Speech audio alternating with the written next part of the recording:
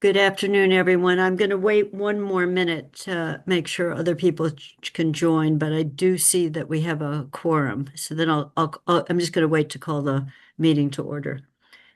I didn't hear from anyone that they're not coming, so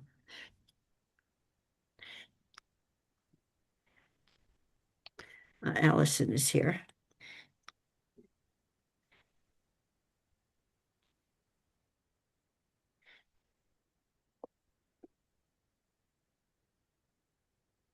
Okay. Allison is here. Simone. Okay, I'll send Alicia I'm going to open the meeting, call the meeting to order. Good afternoon, everyone. It is the March 13th meeting of the Elementary School Building Committee, and seeing that we have a quorum, I am going to call the meeting to order. And as you all know, since we're doing this visual electronically, I need to make sure everyone on the committee can hear and be heard. And I'll just call out names as I see them on my screen. Michael Gallo, Present. Tammy, Present. Jonathan, Present. Paul, Present. Sean, Here. Angelica. Here. Great. Alicia just emailed me that she would be missing the meeting. And I haven't heard from, did I miss anyone when I went around the room? Did I get Allison? I'm here. Can you hear me? Yeah. And Simone? Here. Great. So I'm calling the meeting to order, and I will ask Ksenia to put up the agenda. And Bruce, Bruce, could you let us know that you can hear us and we can hear you? I am here. Whoops. Yes, I'm here. Okay. And Deb, can you make sure we can hear you and you can hear us? Deb? Deb Leonard, can you hear us? Headphones set up. Give me a second. Okay, you can hear us, but we didn't hear you.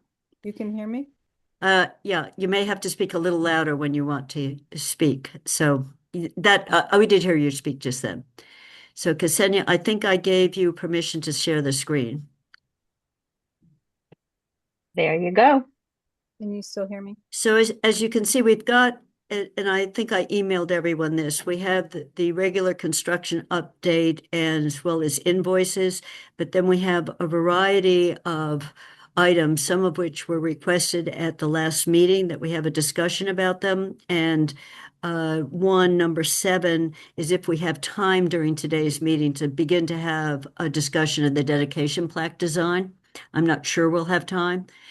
So I am going to turn the meeting over to the construction update team as the first item on the agenda.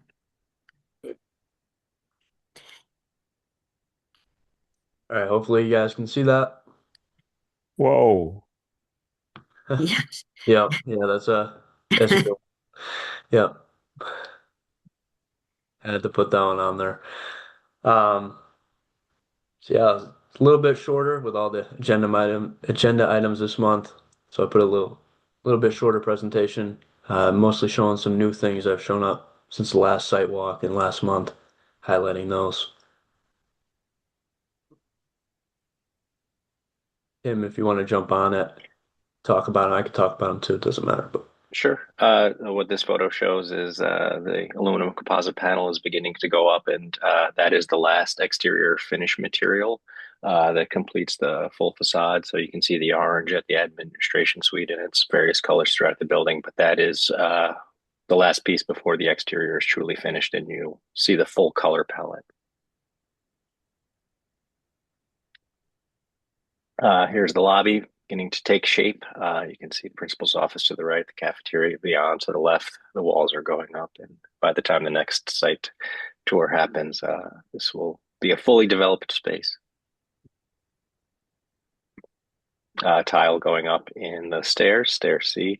You can see that the colors reflect the floors and continue on, but things are progressing nicely. Basically, the only thing left in the stairs at this point is the handrails.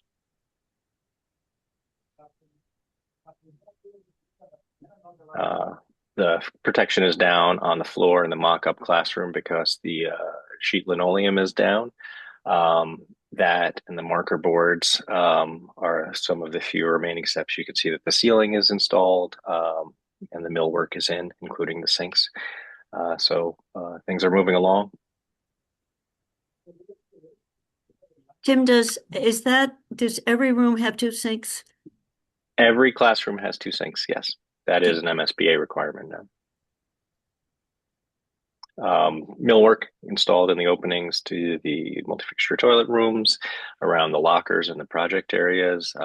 They're almost complete on the third floor, moving down through the building. So making good progress.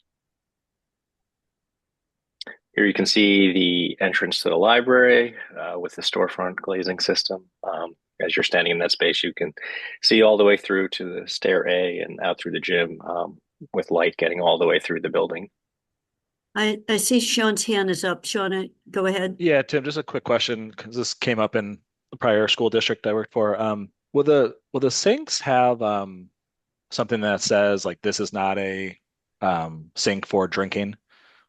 Is there anything that's part of this project where that will be mounted on the sinks, or would that be something the district would have to do separately?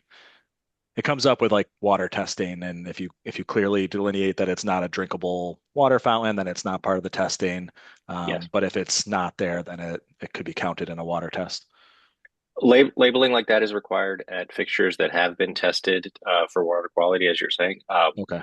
To my knowledge, the water in Amherst doesn't necessarily put you in that position right away, and all of the plumbing within the building is new. So there's no reason to expect that the water quality would be below anything coming in. So there isn't a plan for that, but Okay. but maybe No, I was the just building. curious. Yeah, the buildings were older that I'm talking about, but I didn't know if that's still something we would want to have just as a, consistency across the district. Yeah.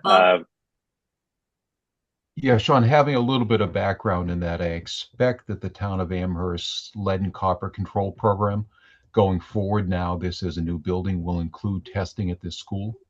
And as Tim indicated, if there was an issue, there would be placarding. But we certainly wouldn't expect there to be an issue. It's much more common in old facilities. But this will be it's required under the lead and copper rules to be part of the town's testing program. Okay, thank you.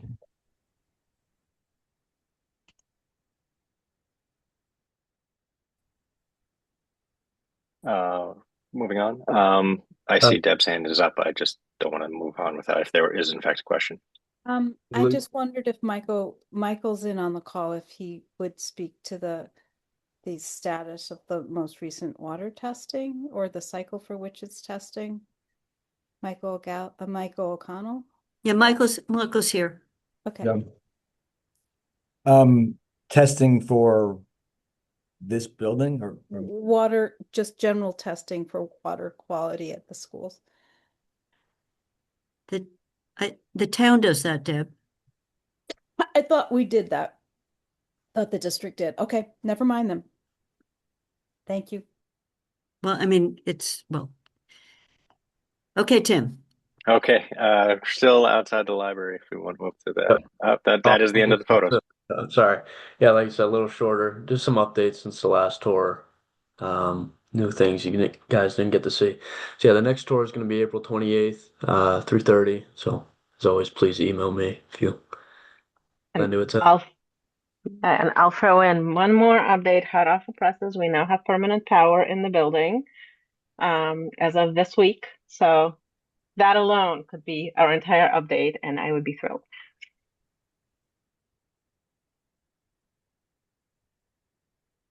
So are there any other questions about the construction update? Deb?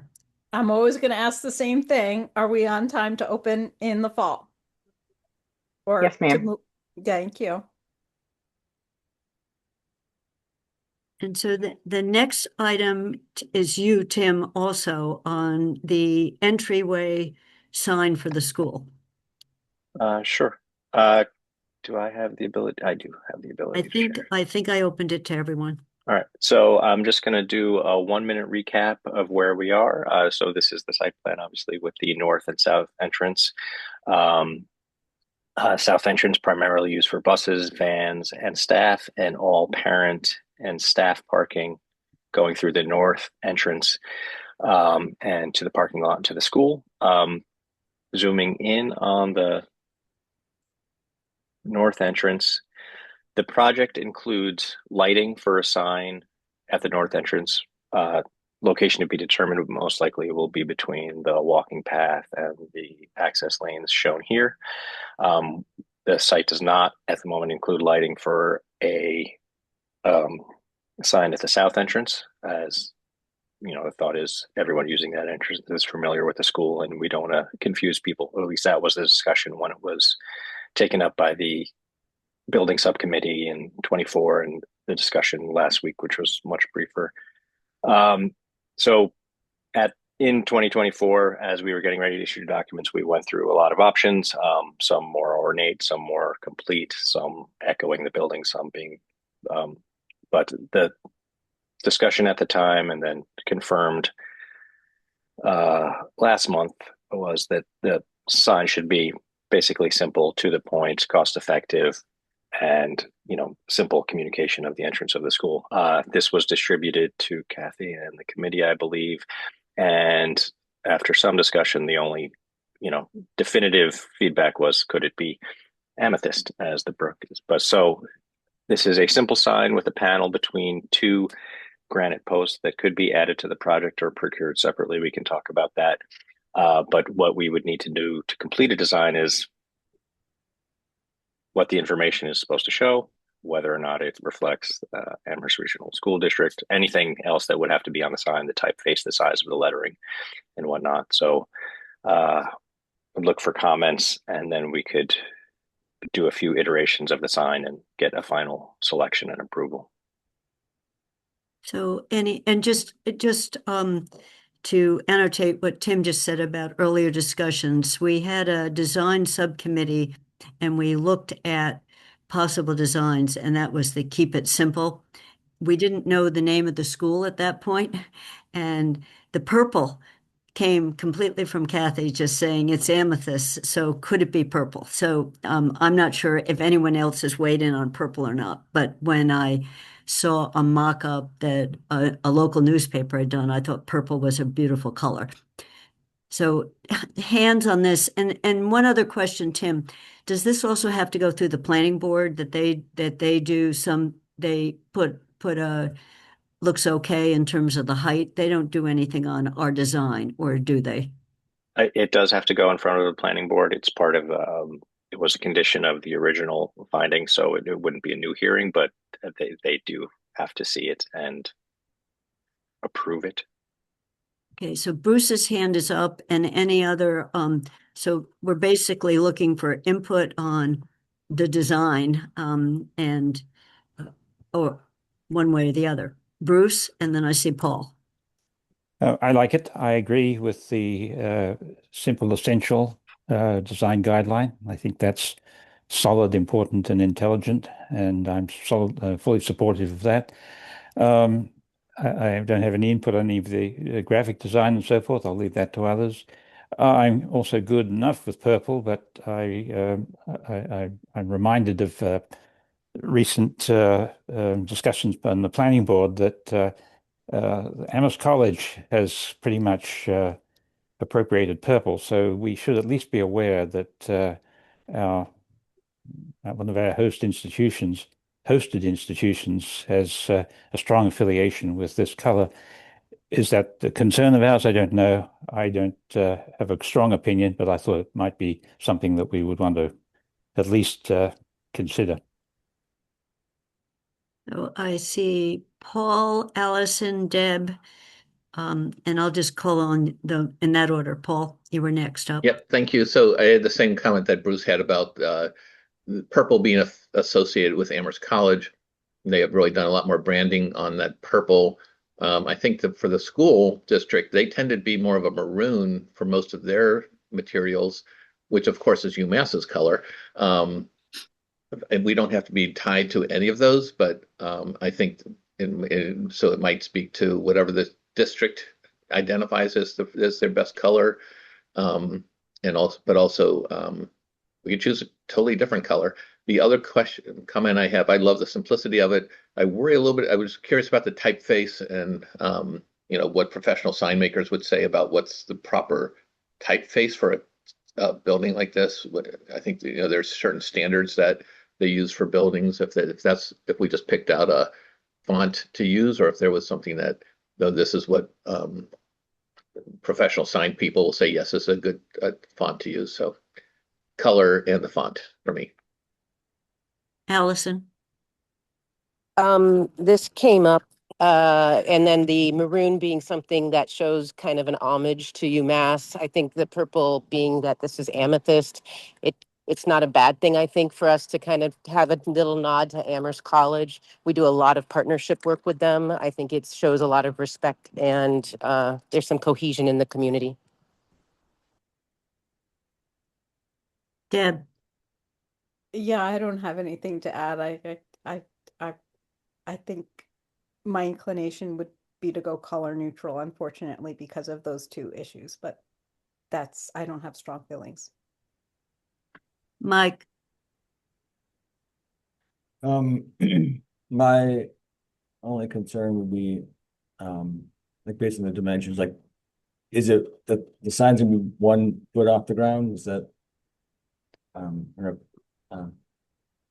how much leeway there's now? I just want to make sure that it's not going to get buried in the winter. And if it's going to be lit, how that's going to be done so that the lighting in the winter isn't going to be under the snow as well. There is leeway, certainly, and this, granted, is maybe a little low for the size, so we can adjust that and make it a bit more visible. There is also some flexibility in the size, so this is basically 6 feet wide, but it could be a little bit larger. We can look at that, but the general comments, yes. So what we're looking for is high contrast, so it's visible. It could be dark lettering on a light background, and that could be the maroon or something like that. And in terms of typefaces, this does have maybe a bit too much in terms of serifs for simple legibility, and something closer to Helvetica or something like that is what you might want for legible. So we can go through a few options on that. Cool. And then as far as placement of the sign, I'm not sure where that's planned to be, but making sure that it's far enough back from the road so it's not obstructing view for traffic.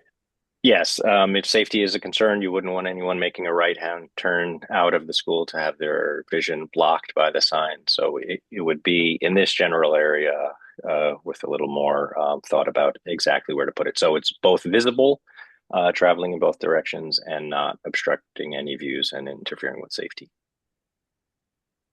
So Paul, I'm going to call on Tammy first, and then you. Okay, Tammy. I'm just confirming that based on the image, there's no shrubbery or anything around the signage. And I support Allison in purple. I can confirm that Amherst College does a lot of work with us, and so I agree that it's a lovely nod. And maybe the font can be purple and a more neutral background. So I'll just say one thing, Tim, on you said dark font and light backgrounds. When I drive around town, it works better for the bright white on a dark background at night. At least that's what I've seen, that some of the dark just disappears. I'm just driving around looking at some of the signs the town has put up. I can't see the writing on them at all, because of the color. So I guess visibility, the current, anyone who looks for the current Fort River School signs will have to sometimes search for them. So, Paul and then Mike. Just to build on something, so when you look at the word amethyst, it's a complicated word. Most people aren't going to know they're going to say, what is that word? Because it's a complicated word. Now, a lot of people probably won't even know how to spell amethyst until we get used to it. So I think that the simplicity of the font, I think like a more sans serif font, but also the other point is like, there are people who do this for a living, who we just tap into them. I mean, Tim does it for a living. And so but there are people who just work on signs. It might be worth, and I've learned a lot from people from working on signs. So that might be something just to have people weigh in on.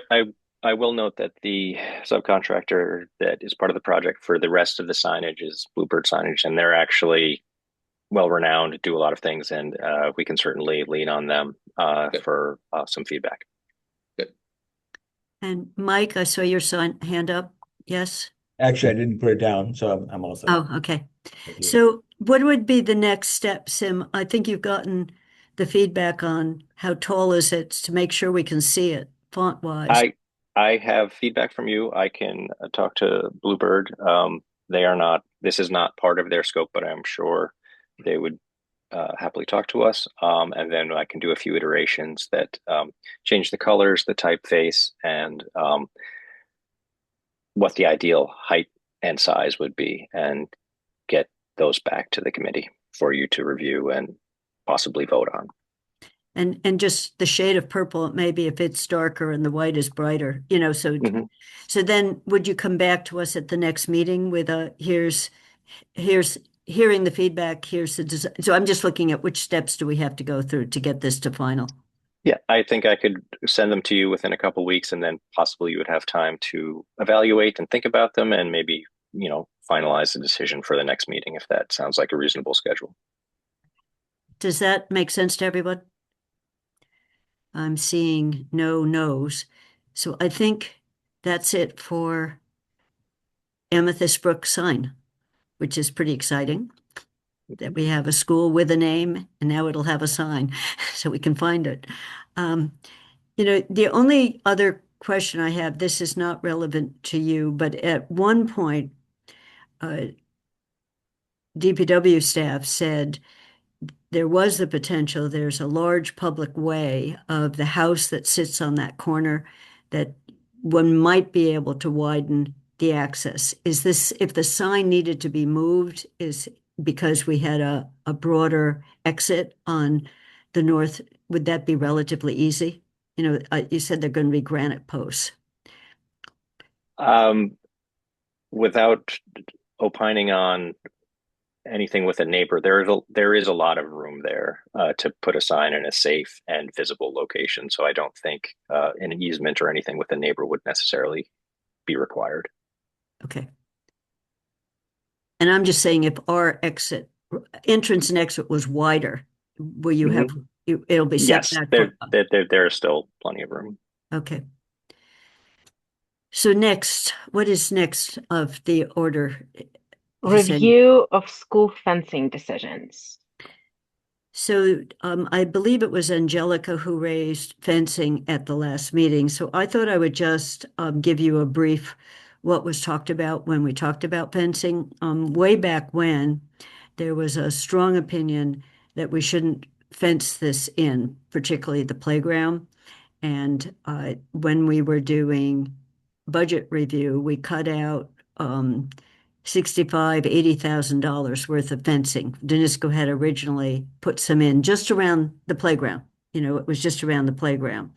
And when we reviewed the playground design with the special needs staff and others, there was a decision to stay with that decision of no fencing, but just to try to think of bike racks, some other things that would indicate up near the parking lot that the edge of the property, because this property is enormous, with the big playing fields out in one direction. So that was the fencing design way back when. So it's not in the plan at all right now. And Tim, one of the questions was, is there a fence over by the river? And I don't know the answer to that question. Is there an existing fence? There is an existing fence basically at the tree line that keeps the site contained, that will remain. So I just wanted to give the history of that, and when we combined At one point, the two playgrounds were going to be a younger children's playground and an older children's playground, and the younger one was going to be completely confined. And the teachers who were worried about the children who are at flight risk said that they would likely have to continue to do what they do now, which is monitor the children. So I'm doing this as an update of how we got to the decision of no additional fences. And I see that Tammy's hand is up. Tammy. I just want to add that there is a lot of prickers over in that area, and I just want to confirm that they're not going to be removed because I think that's just a natural barrier that's back there that has worked well. Yeah, there's nothing in the construction project to cut vegetation back to that fence. Angelica. So Kathy, when you are reviewing these decisions, what year was it that these conversations were taking place? The initial one was January when we got the first. Tim was probably going to remember this better, when we trimmed about $5 million out of the budget, and we took the fences down in reaction to things. Then when the playground design, when we were looking at the playground design, the specific playground design, once we combined the two of them and we met physically with the teachers, there was an agreement.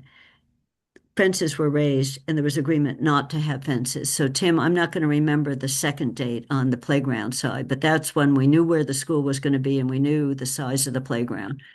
Of what year, Kathy? It would be 24. 24. And the first one was the earliest when we took it out of the budget, but it came up again when we were looking at playground design.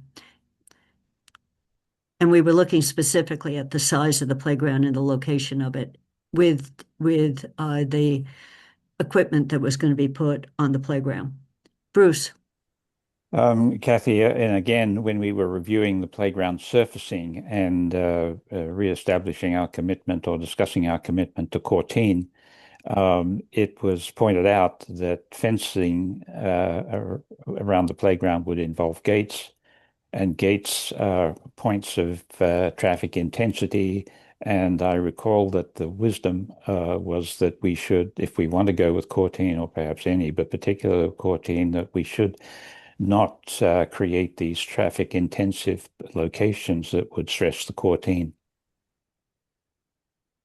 Thank you, Bruce. Angelica. So my understanding is that the fence by Fort River that currently exists is in disrepair, in great disrepair. So what are plans to update it so that it's sturdy and we don't have any concerns of children being imperiled by being so close to the river?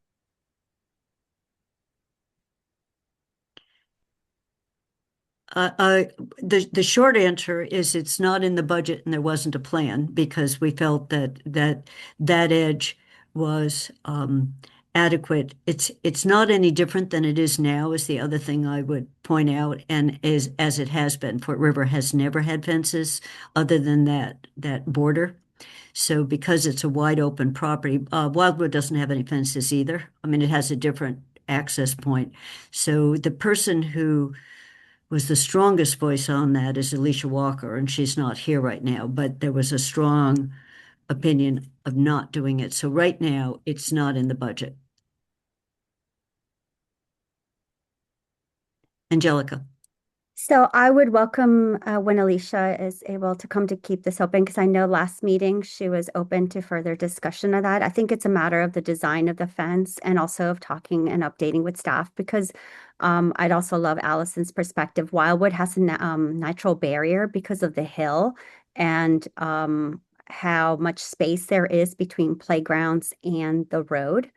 And Fort River has had a history of dealing with issues of kids and eloping and it having a closer proximity to the road. And now with more students and more traffic, because of more students and more parent drop off, it increases concerns about possibilities of safety. I see Mike's hand is up.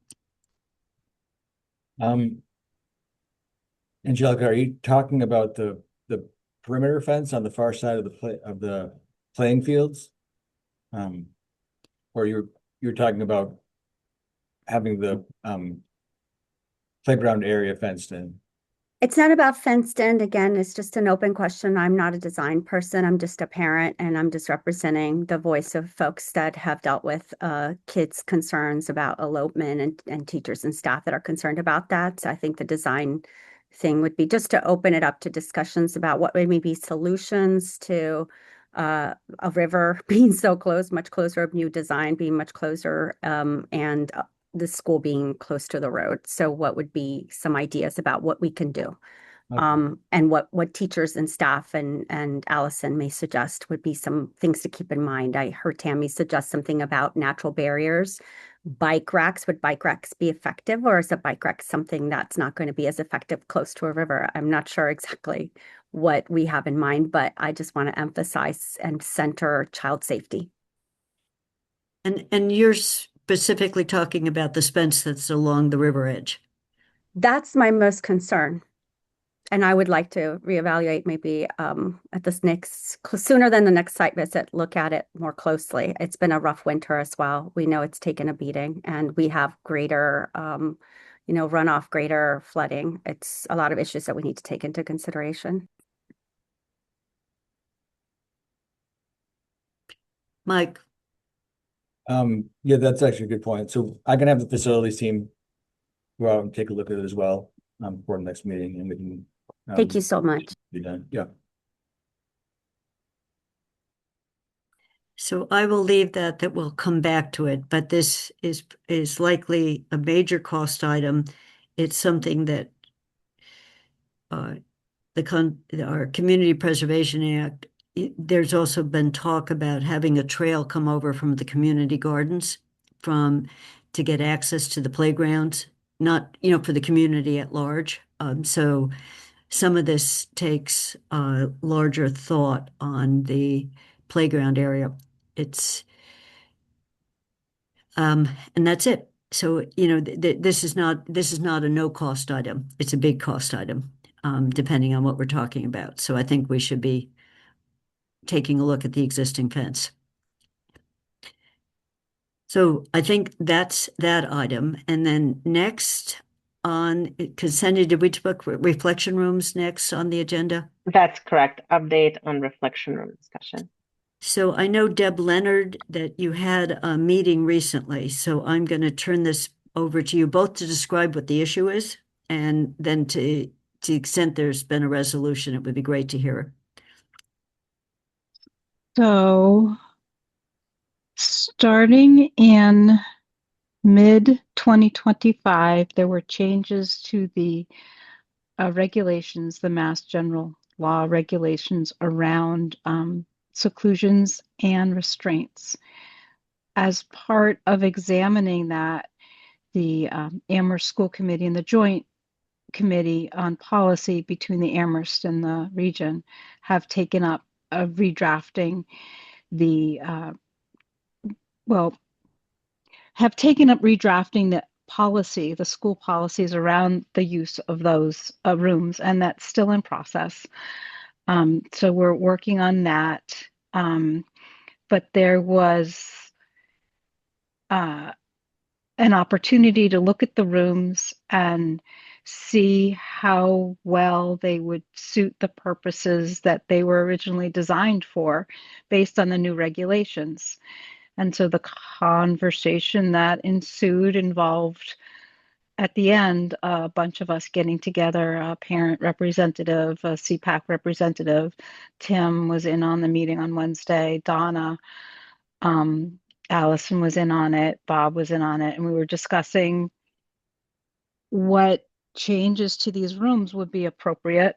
I don't think we reached consensus. I think we had a range of discussion. I think I have a direction in which I'd like to go on that in terms of refining my understanding of that. But I see myself as mostly as a facilitator and the representative of the school committee because of the relevance of the policy that we're writing. But I would welcome Tim's input. Is Donna here? Tim's input about what he got out of that meeting. And Ksenia gave me some next steps, so I have those written down. I will just say there was a range of modifications or changes that were on the table, and it's a discussion among the educators, school committee, everybody to decide which is most appropriate. Just from the point of view of the building, Donna emailed you, Deb, basically saying we would need clear direction by April 1st to make sure that those changes could be made and incorporated, in time for school to open on schedule. And the range of things that we talked about, are doable. Nothing outlandish was mentioned. So that, I'm always thinking about it from the nuts and bolts perspective, rather than the policy in that. So that was my takeaway. I think particularly sensitive issues, I would say, at this point involve probably the most expensive change to these rooms, which is making sure swings are accessible to students in both who would need to access these rooms from within the Building Blocks Ames community, and students who would, of those groups, but also perhaps the general education population who could access these rooms as a calming down space for self-regulation, co-regulation. So yeah, I think the swings are really important to some members of the community, and I think somebody guesstimated a cost associated with that. I think my understanding that there are 5 swings in the building, but none of them are within these programs, is an important part of this conversation. So, I'll let Angelica, I'll call on you in just a second, but just so the rest of the building committee, I think we need a clear direction and decision about it, as Tim just said. And the goal is not to open a non-compliant building. That the reflection rooms were designed originally by the special needs teachers and others. There was a lot of consulting on what the purpose of these were, and we did several site visits to other schools to see how they had designed it. So, Deb, it's over in, someone has to make a decision. And given the other accommodations, it should be to achieve compliance, but I guess from my view, at minimum cost, so to try to think of the two together, the goals. Angelica. So I just wanted to first thank Tim and Deb and all the folks and Donna and all the folks that were present at that meeting, because we really appreciate, this building is such a source of pride. It's going to be a real jewel for our town. And it is amazing to be able to think about making it not only compliant, but what it means to make it really reflective of the best practices and forward thinking about our children. And with that said, I know that I'm glad to hear that a lot of the things that were talked about, which is a range of things that are doable, that's fantastic. I think they are. And to also emphasize with Deb about the swings, I know that is probably the most sensitive and the most costly.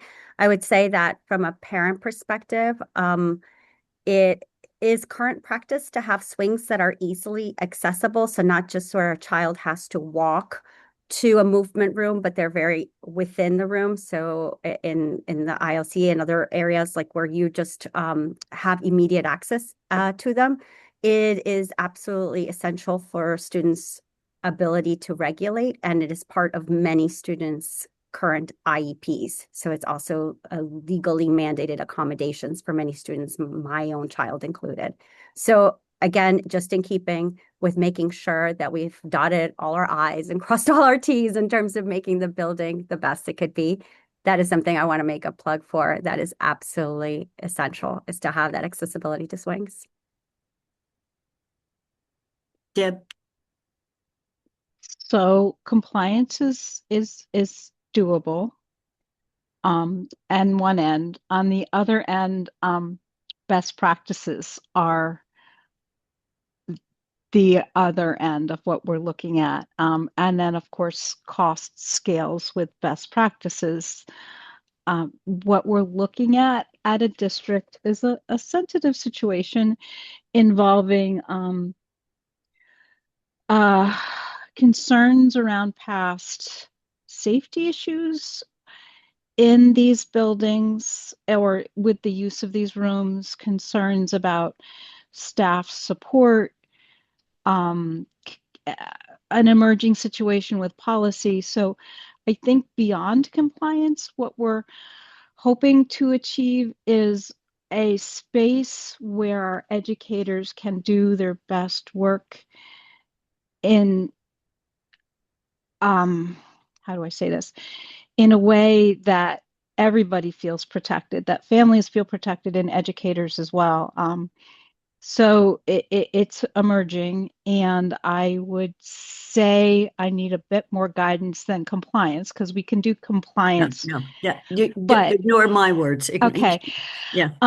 Because I think what we're looking at a district is prioritizing this from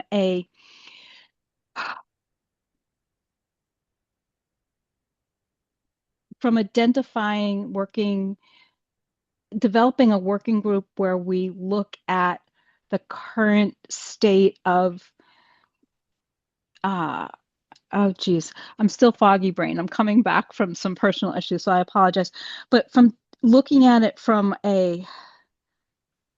what can we do best in these rooms, and that involves staff support and providing perhaps a structure that reinforces that. So I don't have the clearest idea on what I need in these rooms, but I do know that there's the policy, there's the staffing issue, there's the operating budget issue, there's the training issue, and there's a lot of pieces that come into it. So the most that we can get out of the rooms in terms of the flexibility for making it a safe, warming, welcoming space. Maybe Allison can talk about Oasis, because that really informed my understanding of where we might be going to in these rooms at Wildwood. Allison, do you want to weigh in?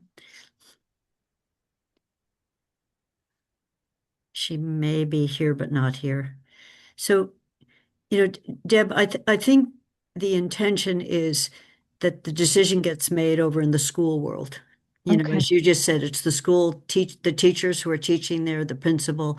But what Tim just said, it has to be made before April 1st. I mean, this is a construction and design set of issues that you asked if the school is going to open in September. We don't want to delay the opening of the school. Right. So there has to be, it's not been clear who the final decision maker is, but identifying a final decision maker, and then the building committee will hear what that decision was, is I think the way we're hoping the flow. Hello, can you hear me? Yes. Oh, there she is. Yay, Allison. Good. I talked long enough that I got you Sorry. in. Hi, Allison. I'm in Texas. This is a vacation day for me, and I didn't want to miss this, but technology, sorry about that. Would you like me to comment, Kathy, or would you like me just to put it off? Allison, Deb asked whether, I guess did you speak specifically? Yeah, I've been participating. I just couldn't get my microphone to work. Okay, so Deb was talking about Oasis, or some of your thoughts in terms of the issue of if you're comfortable of talking about it now, or if you just want. I don't want to take a whole lot of the committee's time, because we do need to make sure that the things that CPAC is suggesting, that they are reviewed more thoroughly by the teams of educators that have to do the actual work. So I know that we did a lot of work with educators when all of these spaces were designed. And I wanted to make sure that the people who were part of that design effort were consulted in making sure that we weren't doing things that would undermine them. ILC, we have 5 swings in the building, 1 on every floor, at least every floor, 2 on the second floor, 2 on the first floor, one on the top floor. Every ILC room has a swing because that's what the teachers said they needed. The building block Ames teachers did not say that that's what they needed. There are some concerns about how swings can be used if somebody is dysregulated.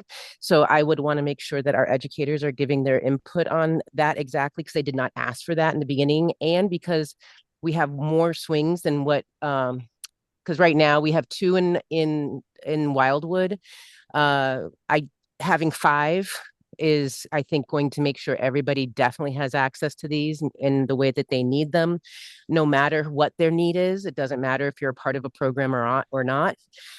We also know that the new regulations and the new laws that are being passed, we have to make sure that we're meeting those, and we want to make sure that CPAC and the educators are feeling like everything we're doing is in collaboration. So I think we already have a meeting planned for next week with educators to review the CPAC's recommendations, and that will get us to the time frame that Tim needs at April 1st.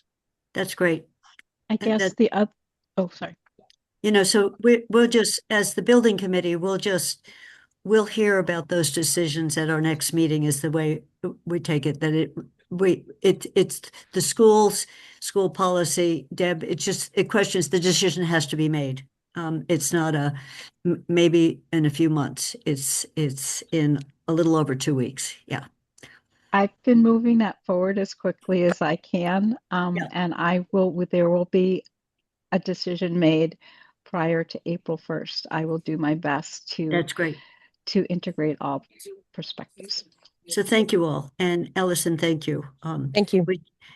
I think Allison was on some of these tours. I mean, I just listened to people when we went to the schools, because we saw some very different places in different schools on trying to achieve the same aims. And only the teachers know what we currently have. So next up is a completely separate issue. So I will do my best to introduce it, and then I know Bob Parent, I think you can speak to it, and Ksenia can a bit from one school she knows, and then Mike, we're bringing in a very sophisticated HVAC system to the new school. And the question is, do we need, at least for some period of time after the school opens, consultant technical people to work with the maintenance, the people who are going to be running the HVAC system, to make sure we achieve the kind of energy efficiency we thought we were going to achieve. So basically get to net zero. And in terms of the impact, there's a couple 100,000, I'm going to be rounding maybe in the wrong direction, if Eversource gives us money after the first year of operation, if we achieve it. So there's actually money, aside from we would all like it to be energy efficient, and we think we've designed it well. So maybe I just turn it over on the need for the extra help in this first year. Bob, you've done some exploration, and I guess Ksenia and Margaret were talking about several schools that when they opened with the new systems needed this to get it to achieve their goals. So I don't know who, Bob, maybe I'll start off, and Ksenia can jump in as she sees fit. Certainly, this has been a topic that the team has been talking about for some time, and I know Margaret made a point of looking at what other net zero communities that have built net zero schools have done in the past, and where they've had issues and how they've gotten through those issues. And what we've learned is that it really requires really special capabilities and a special focus to not only, actually, let me back up a little bit. Responsibilities in the job. Designers, for the most part, they design and they specify the function of the systems. The contractor builds what the designer has told them to build and complies with that functional description that is part of the specifications. There's a commissioning agent that is hired by MSBA. The role of the commissioning agent is to make certain that everything operates in accordance to the plan, but there's no party that looks at optimizing it on a day-by-day basis, looking at how do we best drive the EUI down as far as possible in order to qualify for the mass save incentives, as well as to reduce the energy consumption of the school as much as possible. What had been found out was that there was one firm in particular. The name of the firm is Interval Data Systems, that's currently working with 15 MSBA school projects right now, that's worked on several net zero school projects. And we actually had a long conversation with them earlier today, myself and Ksenia, and Margaret was listening in as well. One of the very interesting graphics they showed us from past projects was schools typically open with an EUI much higher than the target EUI, because that's not the focus of opening the school. The focus of opening the school is getting the systems operating, getting them functional, and that typically over perhaps as long as a year, if not more than a year, that EUI is reduced through back and forth activities between, in this case, if we did retain Interval Data Systems, back and forth with them, with the contractor, with the commissioning firm, and with the facility operators, to get those systems operating as best as they possibly can, so we can then meet the mass save incentive. So it's really a capability that's not part of the project team now, that hands-on optimization, people that can drill into the operating system, look at it, look at the data, see what's happening, and then look at it under different operating scenarios. For instance, they mentioned that every year is a little bit different. We had very cold temperatures this year, and things were seen at schools that weren't seen in previous years because they never saw those operating conditions. So it is really looking at all the data, analyzing the data, and then making recommendations regarding how the systems can best be optimized, and working with Mike and working with Adam and others to be able to do that with a brand new system that on day one they're going to know very little about. But this team would bring in a lot of expertise in terms of how to operate and manage these systems. So do expect to be making a recommendation to Paul probably between now and the next building committee meeting to bring a firm on board to assist. Now's the time to really get them involved. So before we finish construction of the project and finish the programming of the project, they can have some input on that, and then they would pick it up going forward during the first year of operation to optimize what's been built. So again, we meet the EUI goals, and we operate the school as it's intended and meet the town's net zero bylaw. I'm going to open with a question that Bob and Paul, can this be done under the OPM contract as a subcontract? We did one with a net zero architect that we had a subcontract, so it was just merged in. And then the OPM contract, what I don't remember is, do you have some design contingency? So I'm just asking, like, if we decide to do with this, where would this contract sit? I'll say I have not had the discussion with the town's procurement people to date, but we believe that that's the pathway we'd like to follow. Okay, so opening up to, my understanding then is that we will get, after this has been vetted, we'll get a recommendation at the next meeting. So are there any questions about the purpose of this? This is different than what Bruce has talked about for a while as the other users of the building, the teachers, not plugging in coffee pots or microwaves, not opening windows. There's the user side of the building. This is the technical side of systems operation. It actually, it's part of that as well. It's part. It's helping. Sorry.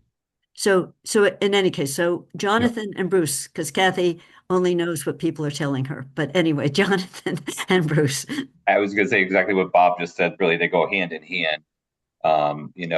These are very, new, highly technical building systems. Having a third party that would continue on after construction is finished, after the contractors have demobilized and are no longer there on a daily basis, monitoring and adjusting systems and doing that sort of feedback that Bob talked about is an excellent idea. I can't imagine how else not only would we meet the requirements of what we need to get some of the the rebate money, but honestly to meet the bylaw, and to be able to say that we are managing this building to a net zero place. Bruce, and then Mike, I see that your hand is up also. I think this is a very reassuring idea. And from my point of view, having, I think, raised these general concerns well before I was even a member of the committee, through the 3-minute public comment opportunity at the end. A lot of my 3-minute public comments in the first year or two of this project were directed at this sort of concern. 25 years ago, I think now, when I first started serving clients for houses who wanted net zero houses, we were talking about small buildings with private clients, immensely more controllable and less complicated than this building. And 25 years ago, when I was talking at conferences about net zero houses, I would fill the room, people who wanted to hear what I had to say. 10 or 15 years later, nobody was terribly interested because the problems had been solved. But it only was solved because a great deal of care and attention was levied at that stage. And now we're in, I think, a similar situation or period with these larger, more complicated, complex, and particularly municipal clients, public clients. It's a whole new world from houses, and the concerns and challenges that were visited upon small buildings 25 years ago now are being seriously engaged as challenges for buildings of this scale. And I think this additional service that we're contemplating, and I like the way you phrased it, Bob, when you went through the role of the designer, the role of the constructor, the role of the commissioner, and then you felt that there was something else, and it was the optimization. I think that's a good word, because it helps understand, in a word, what essentially we're asking for as the fourth block on this tier of responsibilities in order to generate and deliver and establish this high performance building that we want. So I am delighted that this is being discussed. I am fully supportive of the prospect. I have a nodding acquaintance with this organization, and I think, as Bob said, they have a good track record. So I think it's something that is very reassuring, and I see Michael speaking, and I'm thinking that if I were in Michael's position in my first year with a super challenging building, I would feel super nervous. I'm not saying, Michael, you should be, or that you are, but if you were me, I were you, I would. So I feel that this also is a good idea to be supportive, not just of the users of the building in terms of the teachers and the behavior patterns that you want to optimize, but also the building systems operations and the maintenance and all the things that Michael has his hands in. I'm very pleased that he would get some support here as well. Thank you, Bruce. And Michael, that leads nicely into you. Yeah, that does. I agree with what Bruce said. I think this would dramatically reduce our learning curve with the new building and help us achieve the energy goals, and help us maximize it so that we're not just, slowly learning a new building and eventually getting to, an acceptable performance level. I think we'd like to, work with them and maximize. I think it would also help us create the new culture in the building, of, conserving energy, and, we're gonna have to change some things, but, there'll be no more, hot pots or microwaves or any, appliances plugged into the rooms, and whatever support we can get in like trying to create that shift, I think is gonna be very helpful. So definitely, would be in favor of this. Ksenia. I think everything that's been said has been fantastically eloquent and hit the points perfectly. I just want to add one small detail, and that is that in engaging this company at this point, we would be seriously benefiting from the learning curves that other school projects have gone through in recent years, in their attempt to commission and recommission again the buildings to try to get to the EUI, until they finally found this optimization path to ultimate success. Even with that, we're expecting that it's going to take some time to get everything in the building to gel. But the lovely thing is that the project is, once the school opens, there's still a good chunk of project going, taking down the old school, building the fields. So the team is staying engaged. At the same time, if all of this gets worked out in the first year of school operation, all the warranties, labor warranties with the contractors who installed the systems are still in place. So doing this in the first year, as we would be doing of operation, rather than in the second and third year, also gives us the benefit of being able to address a lot of issues under warranty terms instead of under a maintenance budget. Great. Thank you. Deb. So it sounds like there's a lot of reasons to do it. And I'm guessing the reason not to would be cost. Yeah. Okay. And what is the cost? That's TBD. In other words, the recommendation is going to come back to us as everyone knows, and we're going to see invoices today. We have a pretty big cushion in the amount of money we have. So the question is, does it fit under the OPM contract already? So I think we'll have something more concrete. And I see Bob's hand is up because I don't think we know the specific answer yet. Bob? I'd suggest that over the life of this project, this cost will pay for itself multiple times, both in terms of meeting the mass save incentives and ultimately saving the project operating costs. So it cost is obviously a factor, but not doing this would likely cost the project more in the long term. Bruce. I was going to say exactly the same thing, but I'll add that often clients, building owners, feel they can't make investments that have long-term or even midterm benefits because they have a cap on their budget and they can't get that extra dollar.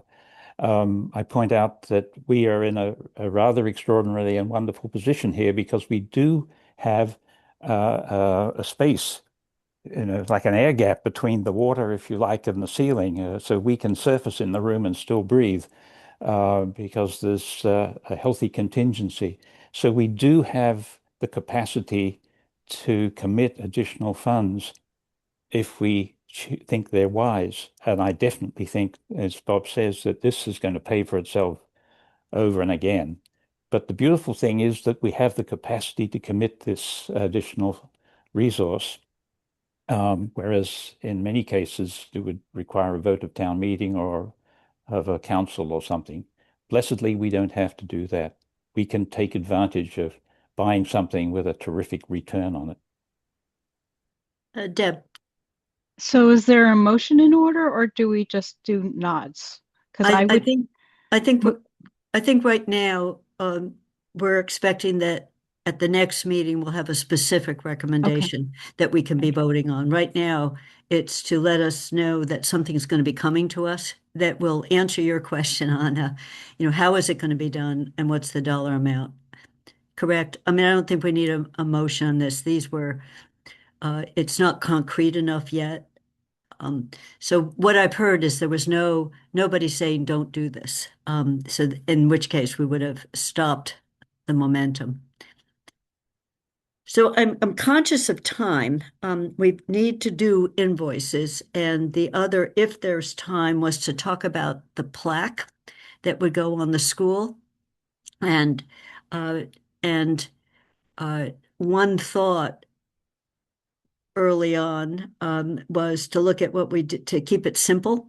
that the name of the school, designed by, built by, and then Paul, we had something on one of the original construction signs, supported by the people of Amherst for the children of Amherst, or something with that very simple message on it. So keeping it super simple, but what I would suggest is, rather than having a full discussion now, we put it on the next agenda where we come back with some examples, because I'm not sure.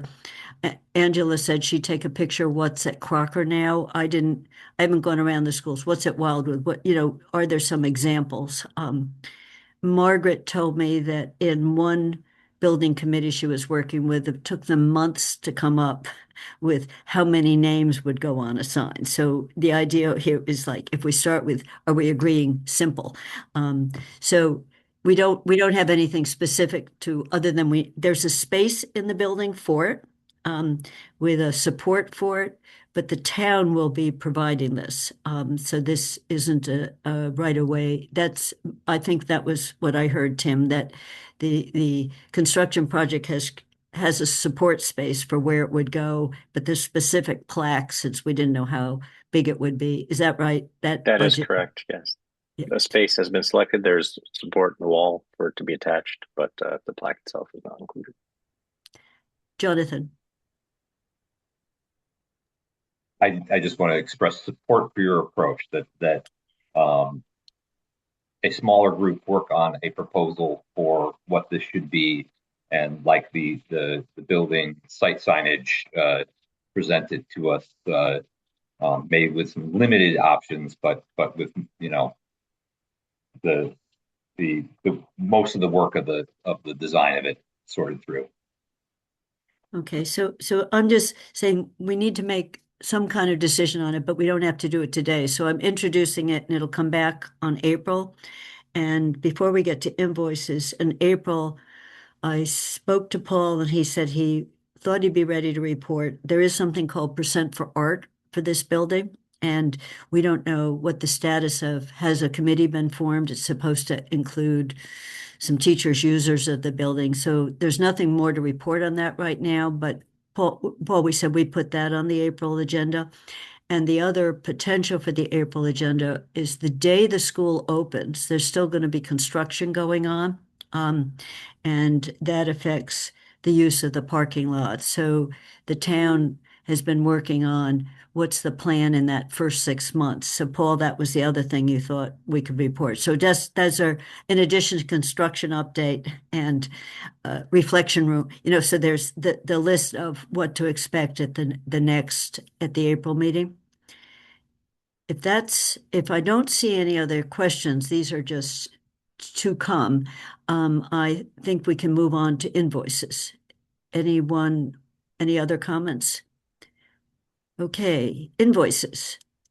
I think here's Connor. He jumped on it. Just confirm you guys can see it. I can. Is Always everyone clarify else good? about that. All right, perfect.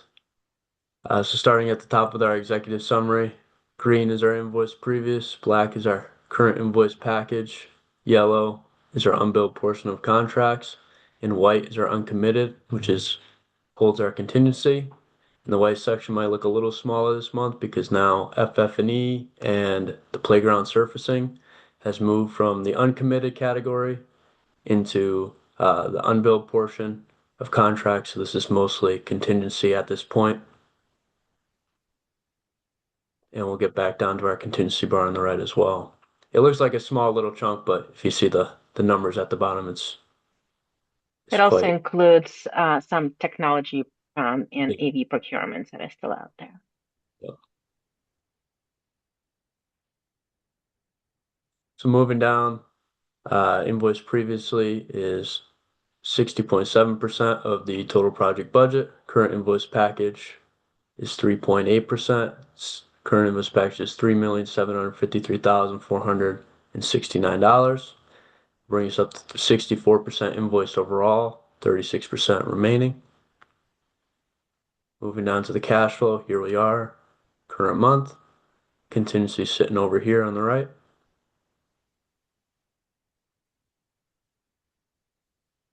Our roadmap ahead in blue, of course. Moving on to, where's my zoom out button? There it is. To the invoice package summary. This month we have 5 invoices, one from Accenture Answer, one from the NISCO, one from CTA, one from Allied, the third-party testing agency, and one from Salas O'Brien, who's doing a lot of the envelope testing, and they'll be doing the whole building air tightness testing at the end. We saw in last month's construction update some of the testing that they have done for us so far. So for Answer, the one invoice this month is for $58,747.50. 2% of our contract overall, bringing us up to 62% complete, 38% remaining. Danisco's invoice is at $65,000 once again, bringing them up to 85% complete, 15% remaining. CTA's requisition this month, $3,622,276.85. 5% of their contract overall, bringing them up to 70% complete, 30% remaining. Allied Testing's invoice, $4,000.25, 34% complete in their contract. And BVH, $3,420, 5% of their contract, 11% complete, 89% remaining. So moving on to the invoices.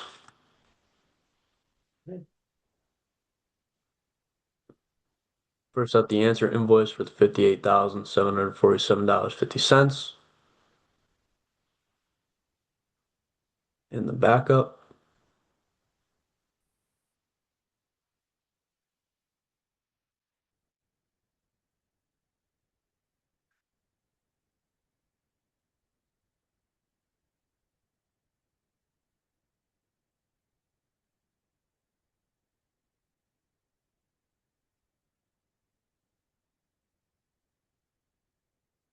The NISCO's invoice for the $65,000.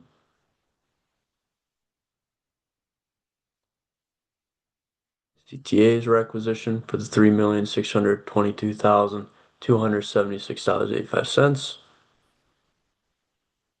Cover page and the summary. Work in place, column E, stored materials, column F. Minus retainage gets you that value at the end.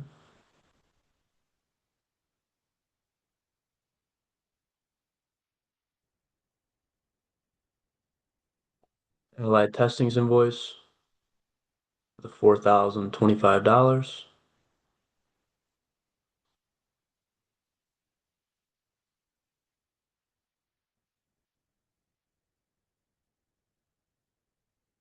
And Salas O'Brien's invoice for that testing that we presented on last month. And with that, that concludes the invoice package presentation. As always, we pre-review these invoices and recommend them for your approval.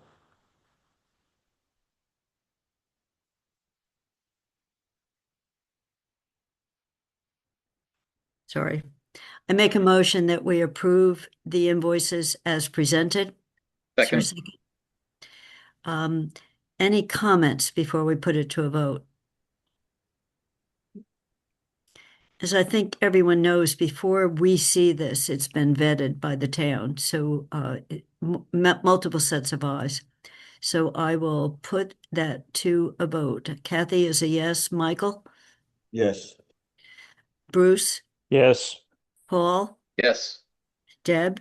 Yes. Tammy? Yes. Jonathan? Yes. Angelica? Yes. Sean? Yes. Simone? Yes. And Allison? Yes. It's unanimous. If there are any other comments or questions, the last item is to open it up for public comments.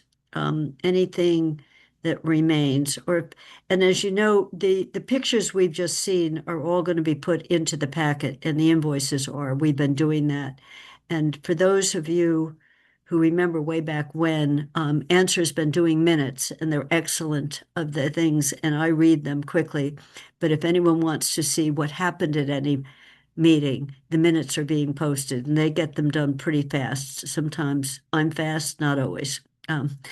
But I don't see any hands up, so we are currently open for public comments. If anyone would like to make a public comment, please raise your hand. I think Maria, I believe I brought you into the room and you can talk. Yeah, I was just waiting for your verbal Yep. invitation. Thank you. Maria Kapicki, South Amherst. Thank you for putting those into the packet. That is helpful. I do have a couple of specific requests. One was there had been a discussion of the additional foundation or groundwork for the solar canopy, and I was wondering if you had answers to those questions that I'd sent. I'd appreciate that. The other thing is it's nice to have the invoice from CTA, but if you could possibly also include in the packet some specifics about the change orders.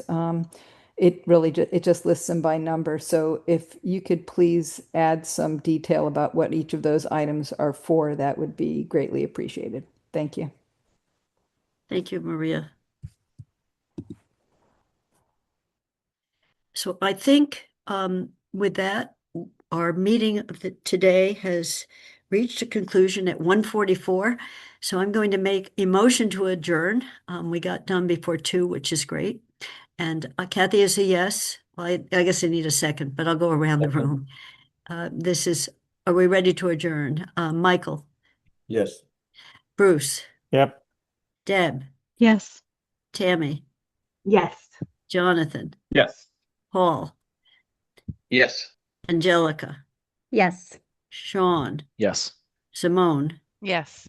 And Allison. We are adjourned, and I will see everyone in a month. And some of the people on the screen clearly are doing work for us in between, aside from the people who are building the building. So thank you all very much for all the effort that's gone into the building. Have a good weekend.